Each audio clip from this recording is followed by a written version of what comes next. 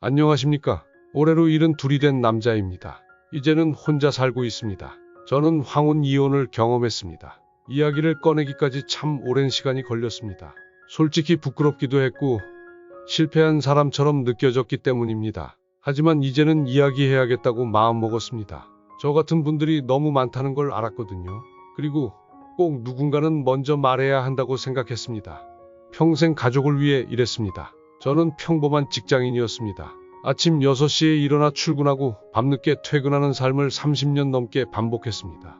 아이들 교육비, 집 대출금, 부모님 병원비, 돈을 벌기 위해선 어떤 희생도 감수했습니다. 주말에도 명절에도 가족보다 일이 우선이었습니다. 그게 아버지이자 남편의 역할이라 생각했으니까요.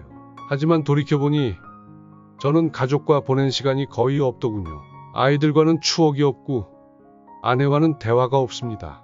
은퇴 후 어색한 집, 말 없는 식탁, 퇴직하던 날 한숨 돌리고 싶었습니다. 이제는 가족과 가까워질 수 있겠지라는 기대가 컸습니다. 하지만 현실은 완전히 달랐습니다. 하루 종일 집에 있는 저를 보며 아내는 뭐라도 좀 하고 오세요라고 말했습니다. 말투가 문제였던 건 아닙니다. 그저 그 말에서 불편함이 느껴졌습니다. 식탁에 같이 앉아 있어도 대화가 없습니다. TV만 켜놓고 밥을 먹었습니다. 마주치면 어색하고 눈을 피하게 됐습니다. 차라리 갈라섭시다. 그렇게 몇 달을 지났습니다. 저는 점점 밖으로 돌게 됐습니다. 공원에서 시간을 보내고 지인들을 만나러 다니고 집보다 바깥이 더 편해졌습니다. 어느 날 아내가 조용히 말했습니다. 이렇게 사느니 차라리 갈라서는 게 나을 것 같아요. 그 말이 마음에 박혔습니다. 싸운 적도 없고 큰 소리 한 번 없었는데 이혼이 이렇게 다가올 줄은 몰랐습니다. 평균 수명 100세 시대, 바뀌는 결혼의 의미. 요즘 세상은 예전과 다릅니다. 결혼은 한 번 하면 끝까지 함께 살아야 한다는 생각이 조금씩 바뀌고 있습니다. 평균 수명은 85세를 넘어서고 여성들의 경제적 자립도 높아지고 있습니다. 누군가를 위해 사는 삶보다 내 인생을 찾아 떠나는 사람이 많아졌습니다. 실제로 60세 이상 이혼 상담 건수는 20년 전보다 8배 이상 늘었다고 합니다. 이제 황혼 이혼은 남의 이야기가 아닙니다.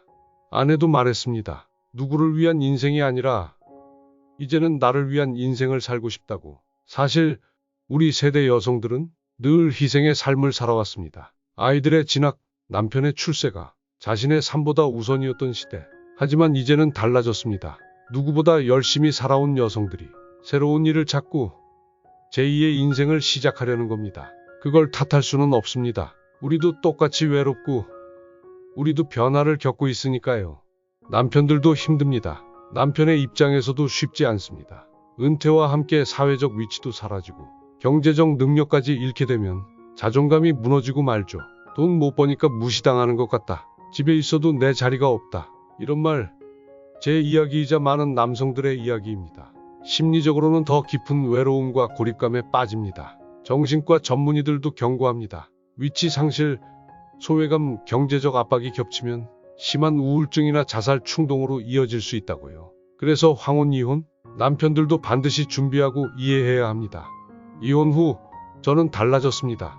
이혼하고 나서 정말 아무것도 몰랐습니다. 밥 하는 법, 장 보는 법, 세탁기 돌리는 법조차도요. 하지만 사람은 적응합니다. 시간이 지나면서 저도 혼자 사는 법을 익혔습니다. 시장에 가서 장을 보고 남은 반찬을 소분해 냉장고에 넣고 매일 아침 산책하고 오후엔 그림을 배웁니다. 붓을 들고 색을 고를 때마다 잡생각이 사라집니다. 내가 나를 위한 시간을 보내고 있다는 사실이 처음엔 낯설고 지금은 고맙습니다. 황혼 이혼, 이렇게 준비하세요. 이제 저의 경험을 바탕으로 황혼 이혼을 현명하게 대처하는 방법 5가지를 정리해드립니다.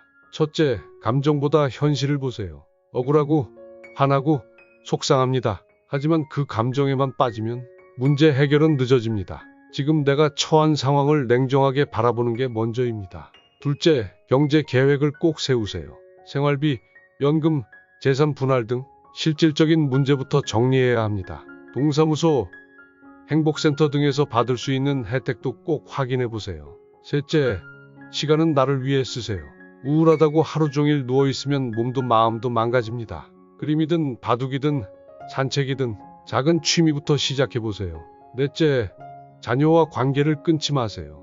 이혼했다고 자녀에게까지 등을 돌릴 필요는 없습니다. 오히려 아버지도 변화할 수 있다는 걸 보여주면 자녀들도 이해하고 다가옵니다. 다섯째, 나만의 목표를 하나 만들어 보세요. 크지 않아도 됩니다. 아침에 일찍 일어나기, 하루 10분 산책하기, 책 한 권 읽기. 이런 습관이 나를 일으켜 세웁니다. 그리고 이혼을 고민 중인 분들께 꼭 말씀드리고 싶습니다. 이혼은 선택입니다. 하지만 그 전에 대화라는 방법이 있다는 걸 잊지 마세요. 저처럼 말 한마디 부족해서 갈라서는 일이 안 생기길 바랍니다. 그리고 만약 이혼을 하게 되더라도 절대 좌절하지 마세요. 우리는 이미 많은 걸 이겨낸 사람들입니다. 지금부터의 삶도 충분히 아름다울 수 있습니다. 혼자라는 건 끝이 아닙니다. 내가 나를 돌볼 수 있는 진짜 인생의 시작입니다.